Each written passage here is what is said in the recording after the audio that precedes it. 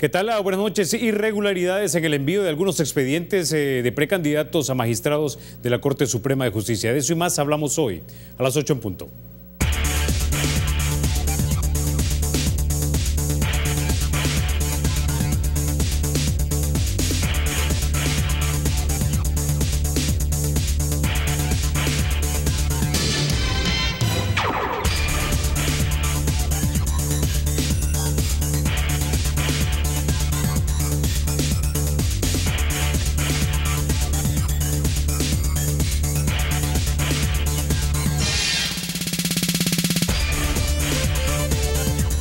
Bueno, este segmento es presentado gracias a Banco Agrícola. Vamos a introducir a nuestro primer invitado. Él está vía Skype, es el doctor Humberto Sáenz, presidente del Centro de Estudios Jurídicos de El Salvador. Bienvenido, doctor Sáenz, a 8 en punto. Bueno, tengo entendido que por lo menos se enviaron incompletos 8 de los 15 expedientes de los candidatos a magistrados de la Corte Suprema de Justicia. Estos eran los seleccionados en la elección que organizó el mes pasado la Federación de Asociaciones de Abogados de El Salvador, del FEAES. Quiero que pongamos en pantalla antes para que tenga un poco de referencia, doctor Sáenz, lo que dijo la presidencia del Consejo Nacional de la Judicatura. La señora María Antonieta José Parada dijo lo siguiente: si yo me voy con esto, es decir, con este envío de estos expedientes y quisiera aplicar la ley rigurosamente, tendría que decir que estos no cumplen, porque no me han mandado, sustituyámoslo porque no han acreditado. Eso dijo la doctora María Antonieta José de Parada, presidenta del CNJ. Su reacción, doctor Sáenz. Bueno, lo primero que me gustaría decirles es que lamentamos de verdad la posición que ha adoptado el Consejo Nacional de la Judicatura, en donde en lugar de haberse comunicado con la Federación de Asociaciones de Abogados, sobre todo tomando en consideración que hay un comité que se creó, un comité de enlace especialmente creado al efecto para mantener comunicación constante y permanente con el CNJ, hayamos tenido noticia de estas supuestas irregularidades a través de los medios de comunicación y se haya generado esta incertidumbre, esta preocupación que creo que es de todos los que estamos preocupados además por contar con una Corte Suprema de Justicia independiente y porque en efecto se respeten los procedimientos, ha generado esta incertidumbre en las asociaciones, en la ciudadanía en general y desde luego que en los candidatos que resultaron electos en estas elecciones. Lo que nosotros hubiéramos esperado del CNJ, lo hemos dicho públicamente, es que nos hubiera contactado para ver qué es lo que estaba pasando, si algún problema existía. Y digo si algún problema existía porque hasta el día de mañana vamos a celebrar una reunión a la que hemos sido convocados representantes de FEDAES para conocer qué es lo que pasó, cuáles son las irregularidades, cuáles son los defectos que supuestamente tienen estos expedientes y ver si compagina o no esto con lo que trascendió en los medios.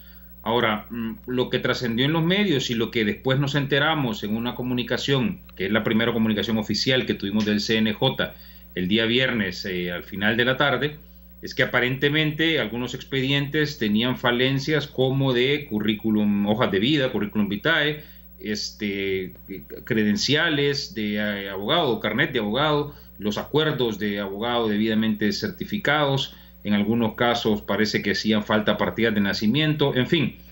Esto lo conoceremos ya con mucho más detalle el día de mañana que vamos a tener esta reunión, pero ha generado toda esta zozobra, ¿verdad? Toda esta incertidumbre, todo este malestar y nuestras peticiones, evidentemente, de que si alguna irregularidad existe, que mañana lo podremos comprobar, la Fiscalía General de la República inicie las investigaciones correspondientes y se deduzcan las responsabilidades correspondientes también. No podemos afirmar a estas alturas, lamentablemente, no podemos hacerlo aún, dónde estuvo el problema, si es un problema que ocurrió en FEDAES, si es un problema que ha ocurrido en CNJ, tomando en consideración que ellos también tuvieron por mucho tiempo los expedientes.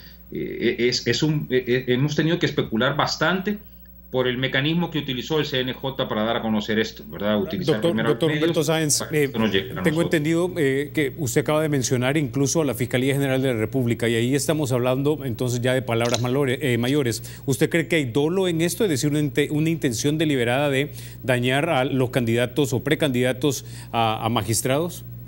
Lo que pasa es que cuesta no pensar mal porque la coincidencia es enorme, es decir, no podemos desconocer cuál ha sido la naturaleza de este proceso de elección en la FEDAES, lo que ha costado la incorporación de filtros, la resistencia que esto ha generado y de manera más concreta la dificultad que ha existido en todo el proceso con una de las asociaciones de abogados, en este caso con UNAJUD, a quien nosotros hemos señalado y lo hemos dicho varias veces y así lo insistimos, que ha postulado personas con evidente vínculo político partidarios. Entonces, esa lucha que se ha dado durante todo este proceso de elección en la FEDAES deriva ahora en una cosa como esta, en donde de manera coincidente, y ahí es donde les digo que cuesta no pensar mal, de manera coincidente los únicos expedientes que dicen estar completos son los de UNAJUD. Entonces, es difícil no pensar que alguna intención pudo haber existido, no sé de quién o no sé a dónde, pero justamente el día de mañana un poco la idea es aclarar cuáles son esas irregularidades y en qué momento se presentaron los inconvenientes y entonces estar más claro si se trata de un mero error o si se trata de una intención manifiesta por perjudicar a algunos de los candidatos. Ahora, doctor Humberto Sáenz, para la gente que de repente no tiene claro esto, ¿quiénes son los que tienen los expedientes incompletos y quiénes son los que efectivamente tienen todos sus papeles en regla? En este proceso de elección de FEDAES participamos 12 asociaciones de abogados, incluida la que yo represento, que es el Centro de Estudios Jurídicos. De esas 12 asociaciones de abogados, existieron algunas asociaciones que participaron de manera conjunta. Por ejemplo, UNAJUD participó con la Asociación de Abogados de Oriente y con la asociación denominada ABODEL. Esas tres asociaciones tenían una sola planilla de candidatos, que eran más o menos 11 candidatos. Eran 11 candidatos. De esos 11 candidatos, 7 resultaron electos en estas elecciones que se tuvieron organizadas por la FEDAES.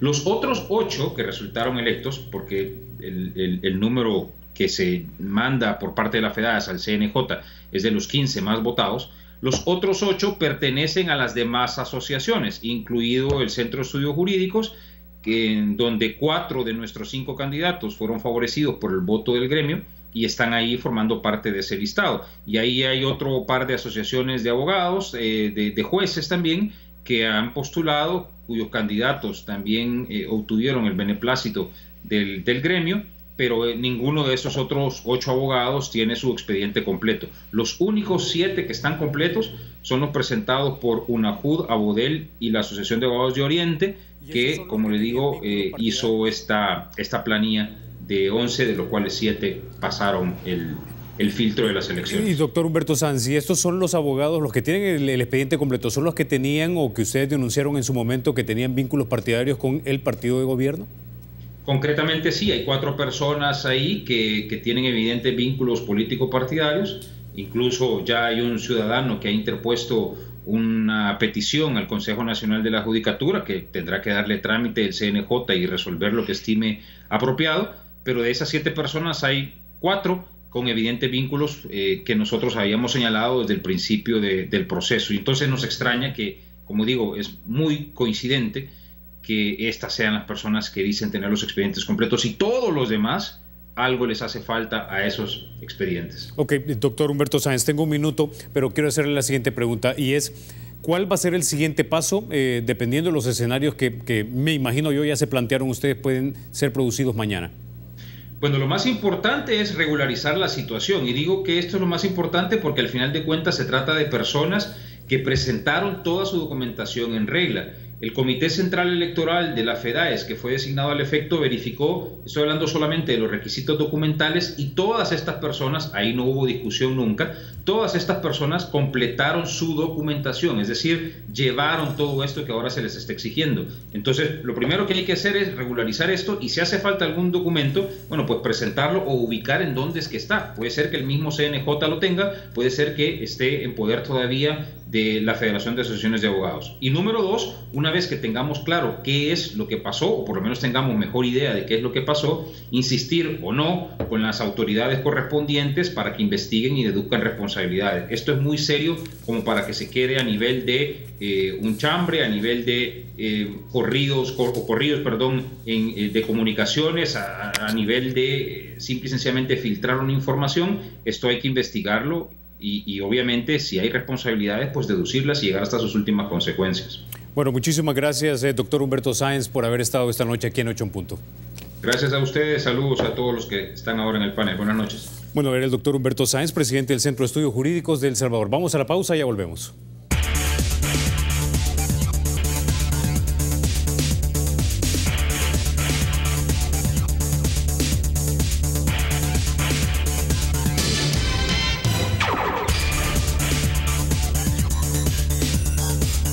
Bueno, el Banco Promérica cuenta con la garantía de rapidez en todas sus cajas, donde lo atienden a usted en 20 minutos o en menos. Sin mayor preámbulo, vamos a introducir a nuestros invitados. Esta noche también en 8 en Punto nos acompaña el señor Ramón Villalta. Él es el director del IECD. También nos acompaña el licenciado Eduardo Escobar. Él es el director de Acción Ciudadana. Y también nos acompaña el señor Patricio Gajardo, director residente para el Triángulo Norte del Instituto Republicano Internacional. Caballeros, bienvenidos a 8 en Punto. Buenas noches. Buenas noches, gracias. Bueno, quisiera comenzar entonces con usted, señor Gajardo, hablando un poco acerca de nuestro sistema electoral. Quisiera saber cuál es su primera valoración así en términos generales para luego meterle el diente. ¿Complicado? Sí. Es un proceso bastante, digamos, complicado en el sentido del tema del voto cruzado y el trabajo que se tiene que hacer para ese tipo de eventos electorales. Y con la experiencia que se tuvo el 2015, veníamos preparados más o menos para enfrentar otra situación más o menos similar. Pero creo que en resumidas cuentas, si uno tiene que valorar un poco el proceso, creo que resultó mucho mejor de lo que se esperaba. Incluso el tema del abstencionismo se esperaba mucho más bajo o menos participación de la población y creo que de alguna u otra forma la gente al final del día salió a votar y ahora lo que sí se está viendo es que la gente no está votando tanto a lo mejor por bandera o por partido político, sino que está también dividiendo un poco su voto, lo que es también saludable para la democracia, donde la gente pueda tener esa posibilidad de seleccionar o ver a los actores específicos de sus municipios o sus legisladores. Ahora, en términos, digamos, operacionales, ¿cómo podría haber sido mejor, es decir, esta elección? Mire, yo siempre, o sea, ningún proceso electoral a nivel de ningún país del mundo es perfecto. Lo que sí se trata de hacer el tema, sobre todo por la complejidad que tiene el sistema electoral salvadoreño en la elección de diputados, es poder tener un poco más de tiempo para capacitar, creo, a nivel general a la población primero de cuál es el mecanismo del voto cruzado y del voto por bandera, etcétera. Y el otro tema es capacitar también a los miembros de las juntas receptoras de voto. Creo que ese tema hay que hacerlo de forma permanente en vez de tener solamente 1 o 2 meses solamente específico para trabajar en ese tema. Y creo que ahí es donde hay que hacerlo de forma, incluso en épocas no electorales, tendría que haber una actividad donde educación cívica permanente, donde el tribunal y otras entidades, incluso el Ministerio de Educación, pudiera tener algún tema, alguna actividad donde se pudiera hacer. Ok, ahora Eduardo, ahora que el polvo, digamos, ya se va sentando luego de esta elección del 4 de marzo, te reitero la pregunta, ¿cuál es tu valoración general en términos de cómo se llevó a cabo el proceso electoral y de repente cómo se podría mejorar? Yo creo que voy a coincidir con las palabras anteriores, en el sentido que obviamente el voto cruzado significa una complejidad desde el hecho de la papeleta hasta el tema de cómo se va a escrutar este voto cruzado. Pero no obstante eso, creo que hay suficientes herramientas que podemos observar en otros países para poder realizar un escrutinio que quite este problema que es la complejidad de cómo escrutarlo. Ya se mencionaba el tema de cómo el ciudadano puede manejar la papeleta, eso es con una educación, con información, que el ciudadano va a poder entender todas las formas de votación, porque no se trata de solo enseñar cómo votar cruzado, sino que cómo marcar la papeleta de forma preferente, por ejemplo, que esa es otra de las opciones que tiene el ciudadano, o cuál es la implicación de votar por bandera. O sea, ese tipo de cosas creo que se pueden solventar, no es nada del otro mundo, pero vemos la inacción de varios actores acá. Estamos hablando en primer lugar de Asamblea Legislativa con reformas que posibiliten al Tribunal Supremo Electoral hacer menos complejo el proceso. Recordemos que luego de la elección de 2015, estamos hablando octubre, noviembre, si no mal recuerdo, de 2015 el tribunal convocó a sociedad civil, a partidos políticos, a la misma Asamblea Legislativa para realizar un foro de evaluación del proceso, y de ahí salió un pliego de reformas que el mismo tribunal expuso a la Comisión de Reformas Electorales y la presentó. Obviamente esos señalamientos que hizo el tribunal, esos requerimientos fueron dejados de lado. Luego tenemos el tema del Ministerio de Hacienda y Asamblea Legislativa con el presupuesto. O sea, no podemos estar exigiendo al tribunal que haga una capacitación y una divulgación eficiente de las formas de votar, por ejemplo, o que tenga resuelto el tema del escrutinio si no cuenta con los recursos suficientes. Y esto no es exculpar al tribunal de que no tiene ninguna responsabilidad en problemas que se pudieron haber dado en el escrutinio o en todo el proceso. Pero digo, hay una serie de actores que están ahí que muchas veces escapa al escrutinio público, y por ejemplo, si escuchamos al presidente del tribunal enfila sus señalamientos contra la Sala de lo Constitucional, cuando la sentencia es de hace más de 4 años, que ya no tendría ninguna incidencia esa sentencia porque se tuvo el tiempo para prepararse, y se deja de lado señalar a otros actores como por ejemplo la Asamblea Legislativa, el Ministerio de Hacienda. Entonces, creo yo de que los problemas que se han señalado sucedieron en este evento electoral son solventables, son salvables con una debida planificación, con los debidos recursos para el tribunal y obviamente con una visión de no comenzar a lamentarse por el proceso electoral. O sea, decir es que el voto cruzado lo hace complejo. Eso creo yo que ya se debe dejar de lado. O sea, eso ya sabemos, estamos hasta el hastío de saber que es complejo hacer ese escrutinio, pero como digo, hay mecanismos, incluso al tribunal le mostraron, o fueron técnicos del tribunal, no me recuerdo cómo fue el asunto, a Ecuador a ver tecnología para hacer el escrutinio, escáner que leían la papeleta en un par de segundos y daban el resultado. Entonces, creo yo de que el tema a lo que se viene, que obviamente ya no le va a corresponder a este tribunal organizar la elección 2021, porque este tribunal, a menos que se reelijan algunos de sus magistrados, concluye con la presidencial del otro año. Pero creo yo que bien se haría en este momento para el país, pensando en el país, en dejar ya resuelto para la elección 2021 el tema de la capacitación de los miembros de JRB, el tema del escrutinio, si se va a usar tecnología o no para hacer este tipo de procedimientos, y otros aspectos que creo que cada vez van saliendo a la luz pública.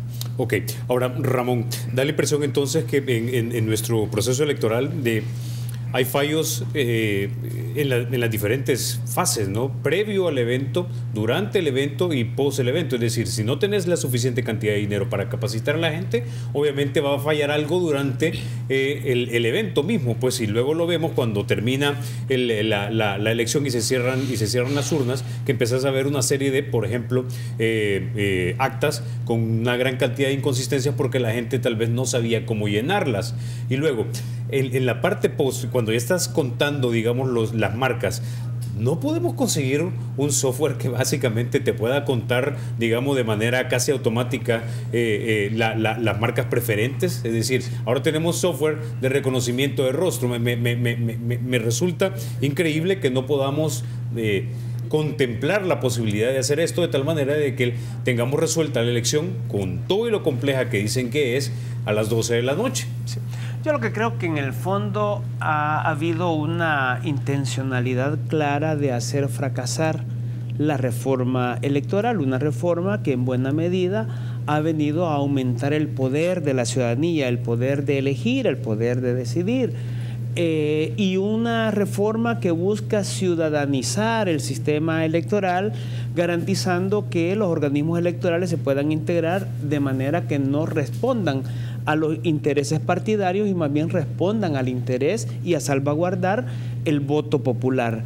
Lo vimos, este procedimiento acordado mediante una regla de reforma electoral para integrar las juntas receptoras de voto de manera tardío, impide que el tribunal tenga el tiempo suficiente para capacitarlo, existe un mecanismo a través del cual la ciudadanía podría haber tenido una mayor participación como miembros de juntas receptoras de voto, pero vimos el día de la elección como algunos partidos manipularon en buena medida para terminar garantizando ellos tener siempre el control y la integración.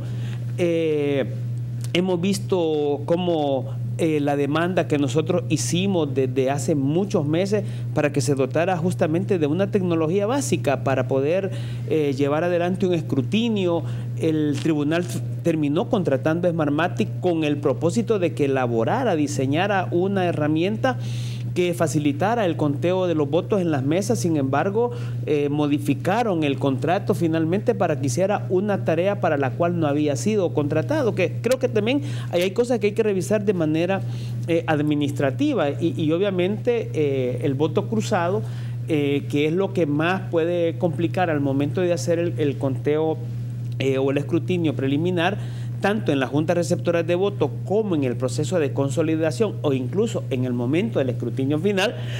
Lo que encontramos es que aquí al final de nada sirve que tú votes cruzado, de nada sirve que tú votes por preferencia, si el impacto que esta va a tener puede llegar a ser cero, cuando los criterios que aplica el tribunal al momento de encontrar actas que tienen inconsistencia, que reflejan que hay una cantidad importante de votos cruzados, estas preferencias finalmente terminen siendo declaradas abstenciones, que fue lo que ocurrió en el escrutinio final. Entonces, también aquí lo que tenemos ahora es un tribunal que en esta elección ha tomado una serie de decisiones con bastante discrecionalidad, que no ha respetado lo que la ley establece como procedimiento para poder llevar adelante la apertura de algunas juntas receptoras de voto. Lo que ocurrió en San Vicente, por ejemplo, rompió el principio que la ley te establece. La ley dice claramente que tú puedes abrir una junta receptora de voto o las juntas que querrás en cuanto la diferencia de la persona o el partido que ha ganado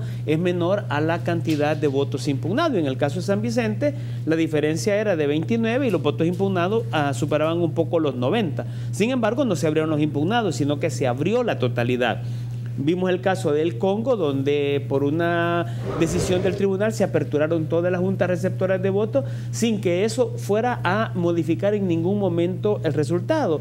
Y luego se impide aperturar otros departamentos que probablemente había mucha más razón. El caso de Gotera, que es el caso de San Francisco Gotera, que fue un acta que evidentemente era necesario que, dada la inconsistencia que tenía, se aperturara esa junta receptora de votos para comprobar qué era lo que había sucedido. Efectivamente eso no ocurrió y estamos hablando de más de cerca de 1.300 actas, se estima, que tienen voto cruzado, que los votos cruzados no se convirtieron en marcas porque fueron declaradas abstenciones las marcas de esos votos cruzados. Entonces tenemos aquí una variedad de criterios tomados por el tribunal que no corresponden con lo que la misma ley establece, y ahora se ha creado una jurisprudencia que puede ser peligrosa no solo para la elección presidencial, sino para elecciones posteriores, y que en nuestro punto de vista lo más sano sería que mejor se establezcan reglas claras con anterioridad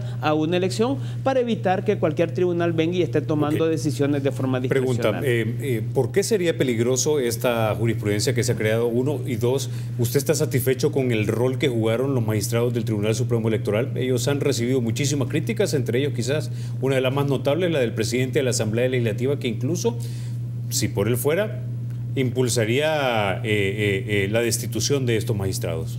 Bueno, cuando yo estoy señalando estos criterios y lo peligroso que puede ser, es que queda a la discreción que ahora puedes aplicar cualquier criterio para abrir juntas receptoras de votos sin respetar qué es lo que la ley está mandatando. La ley solo establece una razón por la cual se puede abrir una junta receptora de votos, y es cuando la diferencia entre el perdedor y ganador es menor con los votos impugnados. Esa es la única causal por la cual se puede abrir. Sin embargo, a partir del 2012, con el antecedente creado en el caso de Zaragoza, que había una razón muy obvia, muy evidente, porque habían unas actas con inconsistencias tan claras que había dado como ganador a un partido, pero que al revisar y contar los votos dieron como ganador al partido que había perdido.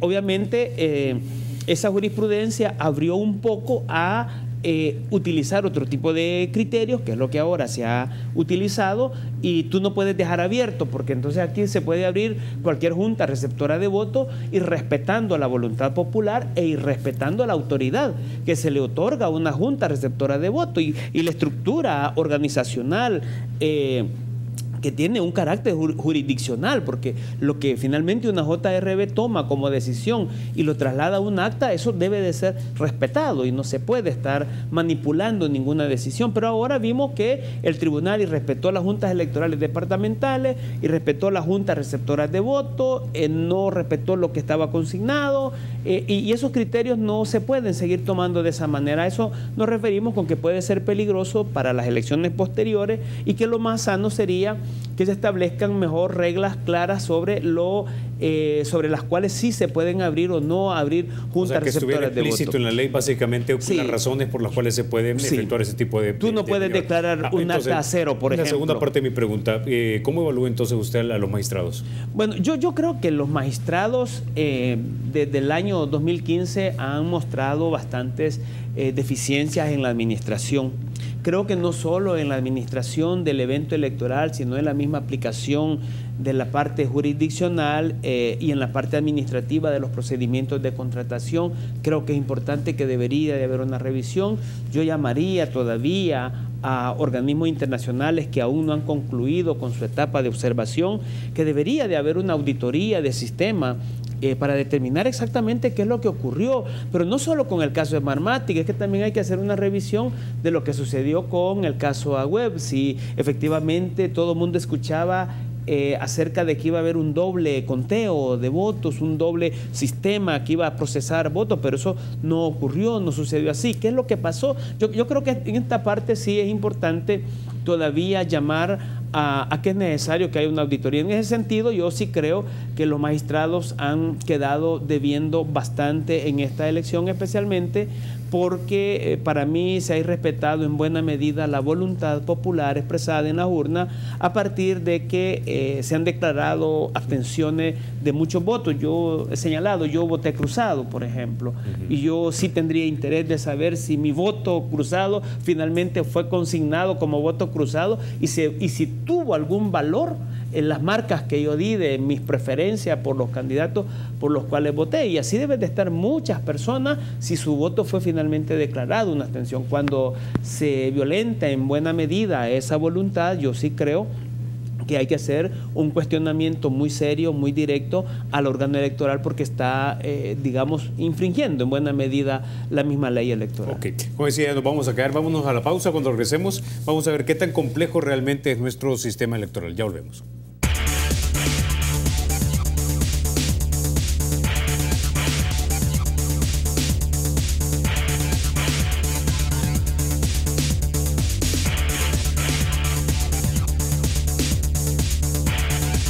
Gracias por continuar con 8 en punto. Bueno, señor Gajardo, quiero hacerle una pregunta y es lo siguiente. ¿Qué tan complicado es nuestro sistema electoral si lo comparamos con otros de otros países?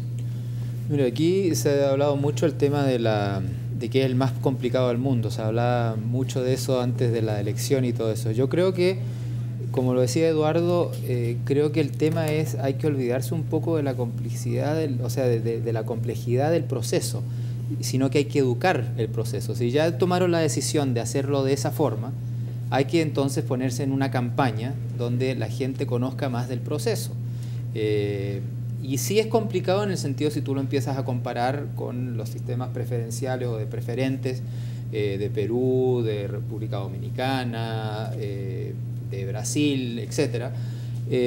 Sí es complejo porque además de tener el voto preferente también tienes el voto cruzado, entonces se hace más complejo todavía el proceso, pero como digo, creo que está en manos de de varios entes, desde el gobierno del Ejecutivo, donde da los recursos para hacer estos tipos de procesos electorales, desde el Tribunal Electoral, desde la sociedad civil en general, y de los partidos políticos también es responsabilidad de ellos también capacitar a los cuadros donde los participantes del proceso van a ir a votar. Entonces creo que es un proceso no solamente de unos meses antes de una elección, sino que tiene que ser permanente. Por eso digo que el tema de permanente hay que estresarlo, porque de esa forma es la única forma donde la gente puede entender de mejor forma el proceso de cómo se hace. Y ya cuando tú atiendes ya y aprendes la materia, ya no es complejo ya. O sea, se hace una cosa ya automática de cómo se va a marcar el voto, y ya no habría o no tendría que haber problema. Ok. Ahora, Eduardo, viendo lo que nos pasó, ya hay una serie de propuestas o de ideas de propuestas de reforma a nuestro Código Electoral.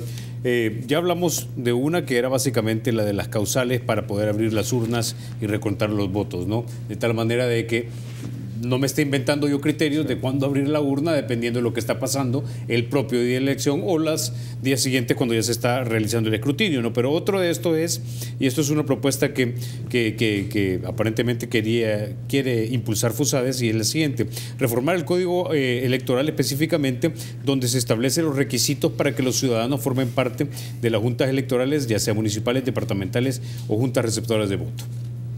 Bueno, yo creo que sin duda el sistema electoral salvadoreño todavía, desde nuestro punto de vista, tiene algunas reformas que deben de impulsarse. Está el tema de las circunscripciones electorales, por ejemplo, que ese es un tema que está pendiente tanto a nivel legislativo como a nivel de sala de lo constitucional, de ver qué se resuelve.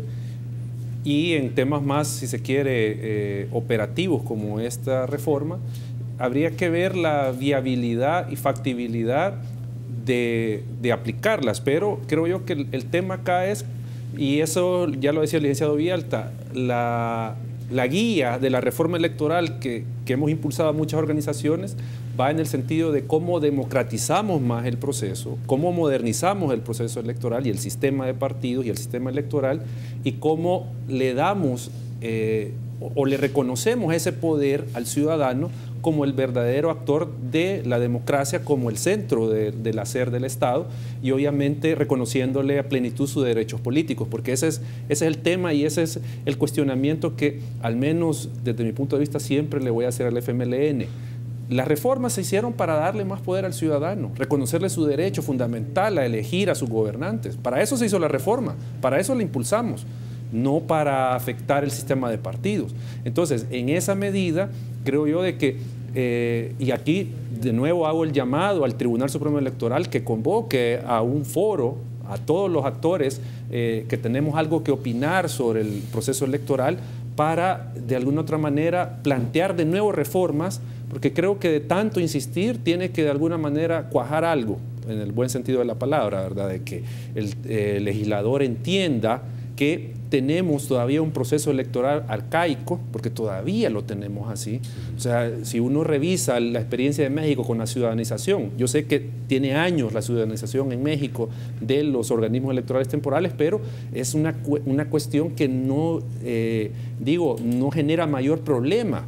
El hecho del sorteo, que es, los números de los documentos de identidad, si son pares o impares, o sea, todo ese mecanismo que, como se dice, no hay que inventar la rueda. O sea, hay experiencias en otros estados donde estamos hablando de procesos electorales donde el ciudadano tiene un papel fundamental, donde el proceso es más democrático, es más moderno, y en esa medida creo yo de que, independientemente de las reformas que hablemos, se tiene que revisar el sistema electoral, porque algunos pensarán que ya con esto se ha terminado. No, todavía está, por ejemplo, lo que digo, el tema de la reforma de las circunscripciones electorales. Estamos hablando todavía del tema del financiamiento de los partidos, que son reformas al sistema que están todavía pendientes y que tenemos que entrar, o el tema de cómo estandarizamos los periodos de elecciones, porque vamos a tener 2 años electorales en esta ocasión, al igual que en 2015, que tuvimos 2 años.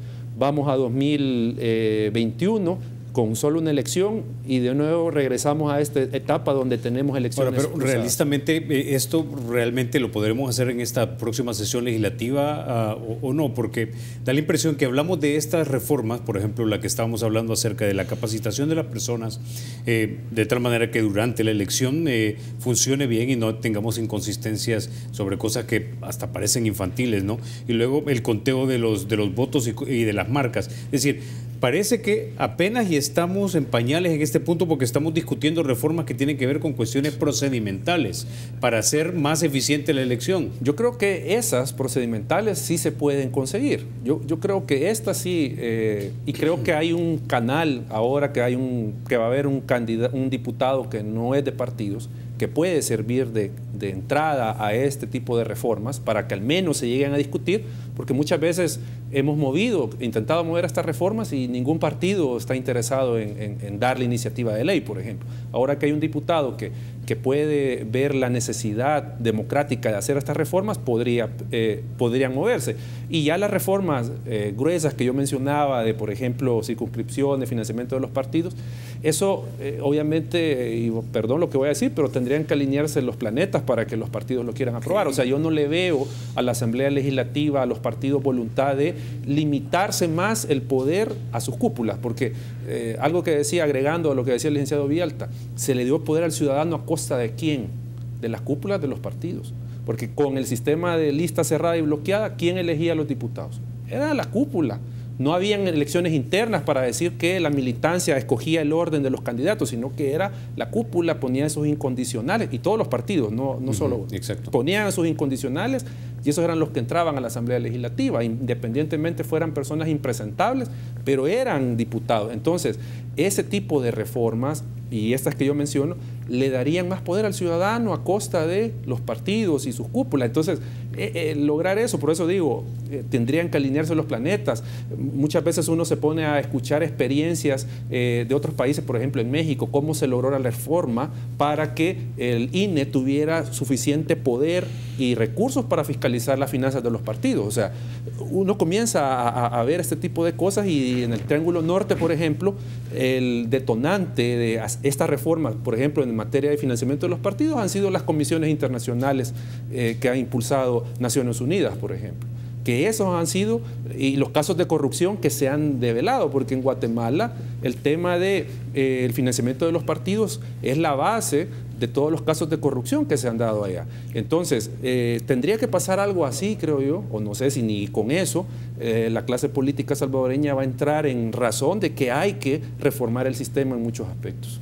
Ahora, Ramón, quizás la mamá de la segunda generación de reformas electorales en este país podría ser no solamente la creación de los distritos electorales no plurinominales para respetar, digamos, la proporcionalidad que te pide la Constitución, sino también no sé si esto iría en una especie de añadidura a la ley de partidos políticos, de tal manera que tuviésemos verdaderas elecciones primarias donde se pudiesen inscribir candidatos por afinidad, digamos, ideológico-política a uno de estos institutos, y no lo que tenemos hoy día, que, bueno, si bien es cierto es un avance, para mí sigue siendo una preselección.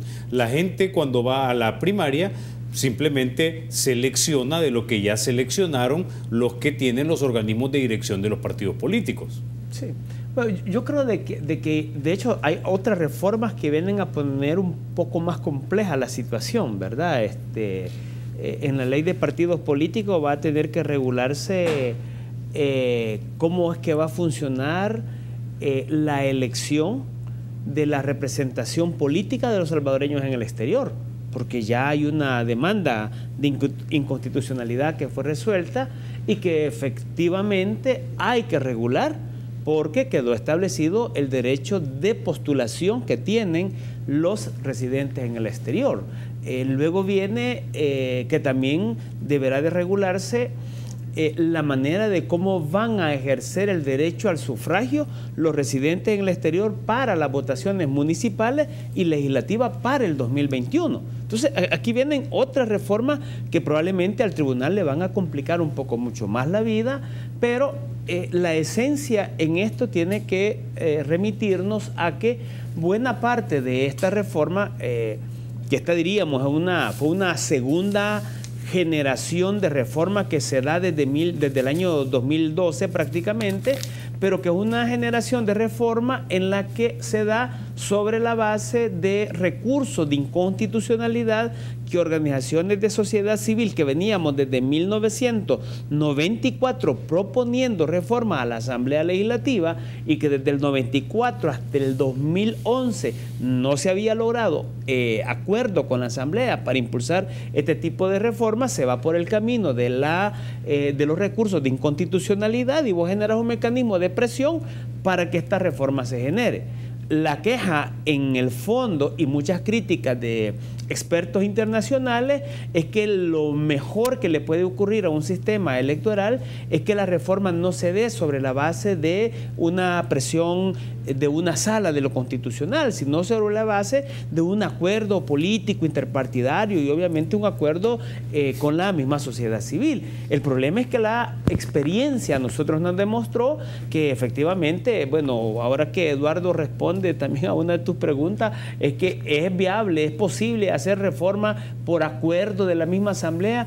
Parece que sigue siendo bastante difícil encontrar eco en los partidos políticos para poder avanzar. Obviamente, es claro que no podemos continuar en un camino de una reforma presionada, porque lo que hemos tenido es eso, una reforma presionada, que lo bueno sería que los mismos partidos abrieran un poco más la cancha, abrieran un poco más la mentalidad y pudiéramos establecer un marco de mejor entendimiento. Pero ¿es esto posible? Es decir, los acuerdos de paz dejaron como básicamente señores feudales de nuestro sistema político a los partidos políticos, quitándole el poder al presidente de la República, ¿no? Ahora, básicamente lo que le estamos pidiendo a los partidos es, miren, quítense más poder ustedes. Sí, por eso digo, es complicado, porque de lo que estamos hablando es de que los partidos reconozcan que el ejercicio de la representación en ningún momento niega la participación de la ciudadanía y que debe de garantizarse los mecanismos legales y los procedimientos para aumentar el grado de participación de la ciudadanía en los asuntos públicos. Y esto implica no solo establecer nuevos mecanismos para el ejercicio mismo de la representación. Por ejemplo, un tema que aumenta poder, como ya muy bien lo ha dicho Eduardo, es que si tú modificas, por ejemplo, la circunscripción electoral, San Salvador eligiendo a 24 diputados, bueno, disminuyamos y partamos esta circunscripción en 4, en 5, en 6, de manera que acerquemos mucho más esa representación al pueblo. En la medida que el pueblo elige a un representante que está mucho más cercano, tiene mayor capacidad de control y de demanda y de exigencia. Pero cuando tú tienes a 24 que elegiste, a 12 de un partido político y ya no sabes a quién fue que elegiste, entonces eso aumenta la distancia entre el representante y el representante. Entonces sí creemos que lo que no sería conveniente es seguir haciendo una reforma a presión, pero en la medida que los partidos políticos no abran la posibilidad de aumentar una reforma con la participación y la voluntad de esto, lo que se va a seguir generando es una reforma a presión, porque las organizaciones de sociedad civil no van a tener otro camino más que seguir recurriendo a la inconstitucionalidad de hecho. Nosotros seguimos viendo temas problemáticos como esto del doble registro de los salvadoreños en el exterior. Y es un tema que estamos discutiendo con organizaciones de salvadoreños en el exterior que muy probablemente ya van a ver nuevos recursos de inconstitucionalidad, porque no se puede seguir violentando el principio de igualdad en el ejercicio del sufragio. Aunque lo diferente va a ser que no va a estar esta sala. Eso sí. Bueno, tengo que ir a la pausa. Cuando regresemos vamos a hablar acerca de eso, los distritos electorales. Vamos a hablar también acerca de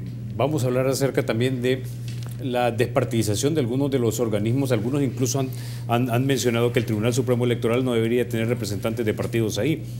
De eso y más hablamos cuando regresemos. Ya volvemos.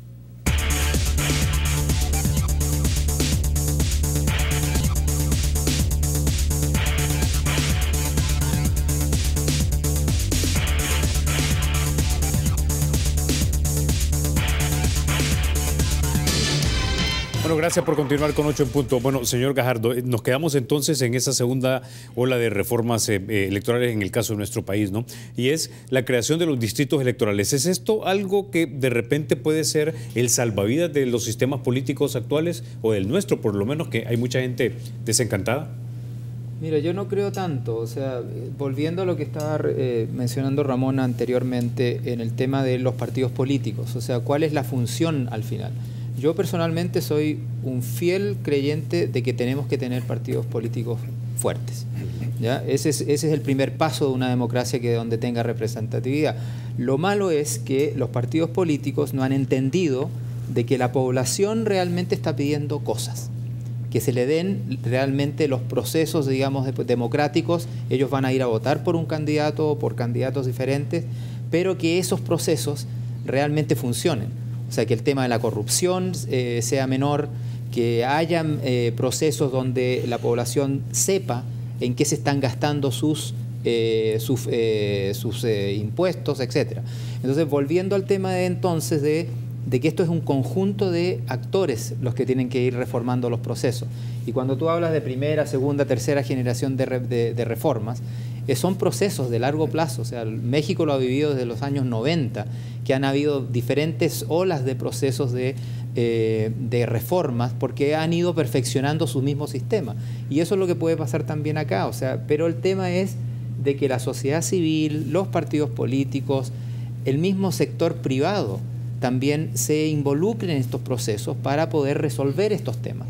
Y no solamente verse de que es una imposición de un proceso electoral X. Entonces, lo que sí se tiene que hacer es tratar de mejorar esta comunicación y esta coordinación, porque los mismos partidos políticos están, digamos, cavando su propia tumba al no representar realmente, solamente esperar de que la gente vote por ellos, pero ellos no reaccionar en el sentido que sí realmente estamos tratando de hacer un proceso de país y no solamente de un grupo político que quiere ejercer el control, digamos, de un proceso. Ahora, están, no sé si decirlo así, pero están inconscientemente los partidos políticos, cuando usted dice cavando su tumba, que es básicamente minando uno de los ejes sobre los que descansa, digamos, una vida saludable de una república, porque al perder confianza generan las condiciones para que surjan los caudillos. Por supuesto, o sea, la credibilidad realmente de la política tú la puedes ver, si solamente nos concentramos en América Latina, hay menos personas que están involucrándose con partidos políticos. O sea, la mayoría ya de las personas están fuera del contexto político, están buscando otras actividades, digamos, de que los represente, y ahí está el riesgo de, al no tener partidos políticos fuertes, surjan estos candidatos, digamos, populistas, donde les ofrecen a la población fácilmente un proceso que ellos pueden resolver por ellos mismos, pero al no tener el acompañamiento dentro de los municipios, dentro del poder legislativo, etcétera, también se hace imposible hacerlo. O sea, ahí es donde tú tienes después ejemplos, como han sucedido en la América Latina, donde tienes presidentes, digamos, por muchos años, donde ellos creen y fijos de que ellos son los salvadores de un proceso. Entonces, lo que sí hay, ese riesgo, es de que al tener partidos políticos débiles, la población, por supuesto, ahora está totalmente, digamos, en contra del proceso político. Por eso ves menos participación en las elecciones y ves menos todavía credibilidad hacia los partidos políticos. Entonces, de repente, esta ola de reformas que nos podrían dar los distritos electorales, que bueno, para que la gente nos entienda, por ejemplo, si ya mencionaba el señor Gajardo que tenemos 24 diputados en San Salvador, dividimos San Salvador en 6 distritos, digamos, uno puede ser Ayutuxtepeque junto con, por ejemplo, Mexicanos, y ahí elegís a 4 diputados. No es lo mismo que esos 4 diputados te respondan a vos, hacen campaña en Ayutuxtepeque y en Mexicanos, a que hagan campaña en todo San Salvador y le responden a todos y no le responden a nadie. Vale. Claro. Habiendo dicho esto, para la gente que está en casa, esta ola de reformas, de crear los distritos electorales, podría ser de alguna manera tal vez ese salvavidas del sistema político tal y como lo conocemos en este momento. Yo creo que no. O sea, hay que entender algo. El sistema electoral tiene diferentes elementos. Uno de ellos es las circunscripciones electorales. Y en esa medida, este elemento juega en conjunto con, por ejemplo, la forma de votación, el sistema de candidaturas, los límites electorales. O sea, hay otros elementos que entran a jugar, y si a esto le agregamos el grado de democracia interna de los partidos y la transparencia que tienen ellos, ese conjunto sí puede de alguna manera tener una incidencia positiva en la visión de la ciudadanía y en el papel de los partidos políticos. Pero ya lo decía el licenciado Villalta, el tema de las circunscripciones puede generar un incentivo para la rendición de cuentas de parte de los funcionarios, en este caso los diputados, con sus representados. Esa dinámica, ver otra dinámica de representación, pero no necesariamente constituirse en el salvavidas del sistema electoral y de la democracia salvadoreña. Porque creo yo que en el fondo, y esto pues yo creo que también el licenciado Villalta va a estar en consonancia con esto en el fondo de lo que trata es un tema de cultura política democrática. O sea, esa concepción, esa cosmovisión de cómo ver la política, que obviamente recoge principios democráticos, es la que podría llevar a salvar un sistema de partidos, que no digo que se esté hundiendo, o sea, porque no es eso. Yo también concuerdo con el tema de que en una democracia representativa lo fundamental es tener partidos fuertes, pero obviamente tienen que ser democráticos y transparentes. O sea, de lo contrario, no hablemos de esto. Pero, digo, para que se logren este cometido, tiene que haber un cambio cultural en los políticos. O sea, desde el simple hecho de estamos viendo campaña adelantada para la presidencial. Eso es un tema de cultura política. O sea, que todavía nuestros candidatos, nuestros políticos, tienen una concepción arcaica, insisto con esta palabra, del tema electoral. O sea, todavía lo electoral parece que es un circo. Cuando nosotros vemos, por ejemplo, en Estados Unidos, la gente va a votar sin mayor aspaviento. O sea, no es el circo que se arma aquí los domingos del día de elección. Entonces, eso creo yo de que es un paso que deberíamos de dar como sociedad a cambiar esta concepción del proceso electoral y digo, modernizarlo, y no necesariamente tiene que ver con tecnología, o sea, modernizarlo, modernizar las concepciones políticas que se tienen a nivel de clase gobernante, clase política, y ir generando estos cambios actitudinales que se necesitan en una democracia, porque hay que partir de eso. En una democracia se necesitan ciertos valores, ciertos comportamientos, ciertas actitudes para que la democracia sea funcional. De lo contrario, por ejemplo, un funcionario que no tenga como principio básico rendirle cuentas al ciudadano, por más sistema electoral que lo queramos cambiar, por más voto cruzado, si esta persona no tiene esa concepción de que al asumir el cargo va a rendir cuentas, no nos sirve de nada estas reformas electorales. Entonces, por eso digo, Carlos, creo que es importante hacer reformas, estas que se han mencionado, son importantes, son demandas que se tienen, como ya dice el licenciado, desde hace más de 20 años, pero son, si se quiere, elementos que nos van a ir trazando el camino a cómo mejoramos el sistema en realidad. Bueno, me queda claro entonces, Ramón, que básicamente se requiere un conjunto de reformas que básicamente abarquen el tema de la democracia interna, de la transparencia de los partidos, de la cercanía del representante electo y el control que por lo tanto vas a tener vos como ciudadano en los distritos electorales. Bueno, Eduardo hablaba acerca de la cultura democrática, ¿no? Y hay algo aquí que ha estado sucediendo y que de repente impacta un poco porque tiene que ver con la percepción que la gente tiene del nivel de participación que tenemos en este país en los procesos electorales. Oficialmente la cifra es 48,5% de gente que fue a votar, tengo entendido, en la elección del 4 de marzo, quiero decir.